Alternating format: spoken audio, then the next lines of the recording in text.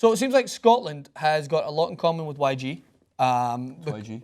YG, the rapper. Have you not heard the song that he just released called F Donald Trump, Fuck Donald Trump? YG had this song come out, and Scotland seems to be on board with this, and it's something that I'm very familiar with. I was aware of this before Donald Trump came to fame here. His ability to try and transform Aberdeen's coastline into a state-of-the-art golf course without touching really the landscape of the whole thing, staying true with Scotland, and everyone was on board. There was some protesters at the time.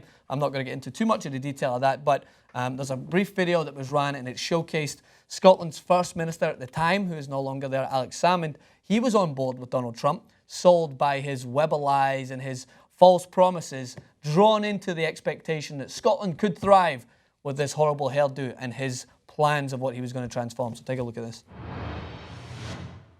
About 10 years ago, Donald Trump stepped off a plane in Scotland and made a vow to build the greatest golf course the world had ever seen.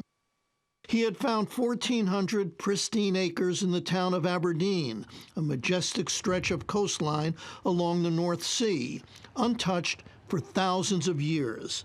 And that's where he told me he would pick up where the other creator left off. It's beautiful now. When I finish with it, it will be more beautiful. There's no piece of land like this anywhere in the world for creating what I call the world's greatest golf course. So what's it going to look like? We will have a hotel, we will have a clubhouse, we will have housing and things. But as far as the land itself, it'll look exactly as it looks right now, but better. And Trump said that wasn't all he would create here. What we were promised was billions of dollars and thousands of jobs. What's his image in Scotland today? Oh, dreadful. Sub-zero. Donald couldn't get elected the dog catcher. Well, forgive me for telling you what you already know, but he's the front runner in America on the Republican side as we speak. Yes, it's not really for us to determine whether America elects a Democrat or Republican, a left-winger, a right-winger. I mean, that's up to the people of America. But a choice between sanity and insanity, that's something else entirely. That involves all of the world. And if we're talking about sanity and insanity, you would put him... Not in the sane spectrum.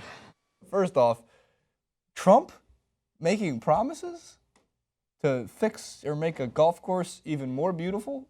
I was going to tell you, I'm going to get my hands on this golf course, Francis. It's beautiful right now. It's beautiful. Yeah. I'm going to make it even more beautiful. But it's the same way that when you watch him, when he describes politics, it's like there's no logistics of it. It's just like, this golf course, it's going to be huge. I'm going to make it huger. I'm going to make it better. It's going to look great. There's going to be a massive wall. We're going to build it. It's going to be great. We're not going to have sand traps. We're going to have No, we're going to have sand traps, and we're walls, going to make Mexico pay for the sand and traps. Ireland is paying for the sand traps. Ireland, it's their fault. The grass isn't as green. Their grass is greener. We're going to take it. We're going to take their grass. We can do this all day. We can bring their grass in. I don't believe this Guinness thing is a whole Ireland thing. I think we're going to make it Scottish. They're going to make them pay for it. Anyway, yeah, so it's so similar to when you watch his debates. It's like there's no reasoning, there's no logistics, there's no actual detailed answer. He just told us it was going to be good and they were going to provide jobs. So people bought into it. Yeah, no, they absolutely did. And of course, like the interviews with the guy, you're not going to even be a dog catcher in Scotland.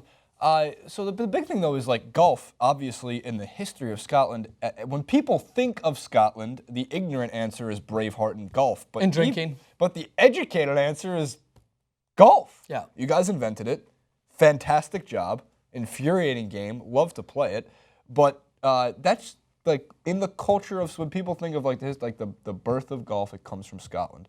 So I get why Trump wants to make a golf course in Scotland. Obviously, historically, it makes sense.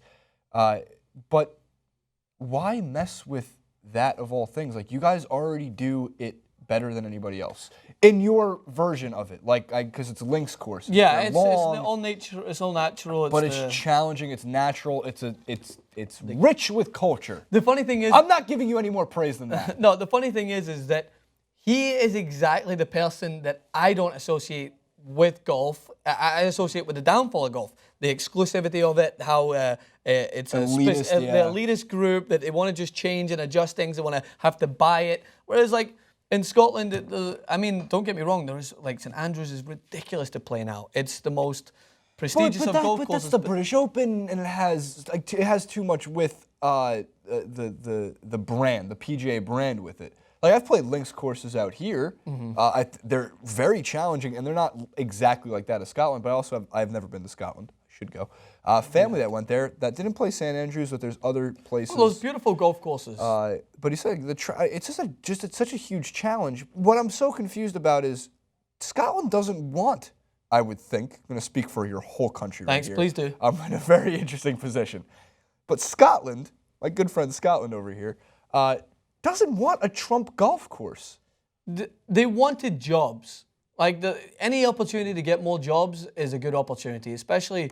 But the thing is, it's touching upon land that's like a lot of Scottish land's sacred. I mean, that wasn't touched for thousands of years. And his plan was, I'm not going to touch it. I'm just going to make it better. I'm going to make it huge. All right, but he's going to discuss. he's going to change it to make it and get the best out of it. So it's very similar to like.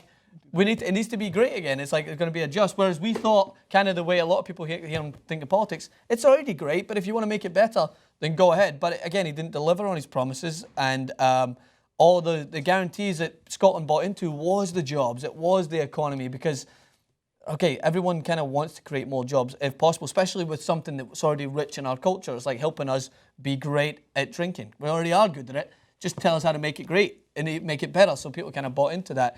But again, it's no surprise that he went back on his promises, and now it's a good point, which is brought up. The last kind of political thing I'm saying is people think that whether or not you elect a Democrat or a Republican is just an American issue.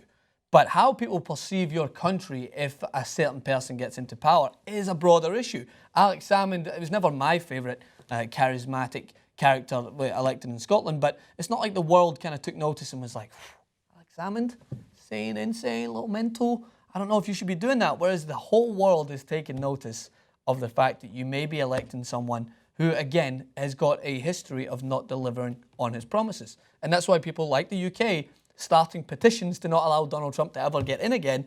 That's going to be a red flag somewhere. It's like, well, are we really pissing off this many people if we have this guy in charge? What's your real problem with Schwarzenegger running for president? No, with Schwarzenegger, everyone was supporting that. But again, that kind of, I think I'll deliver that as maybe one of the reasons why you do have people like Trump being able to run, because you guys like that dramatical side of it. God, the drama that's attached. You're the worst. You're the worst. It's going to be huge. Let us know one more time. It's going to be huge. Thanks again for tuning in to TYT Sports. Make sure to let us know what you guys think over on Twitter as well, at TYT Sports, at JasonRubin91 on Instagram and Twitter, at Francis_Maxwell on Twitter, but Francis Maxwell Host, HOST on Instagram, and come back again.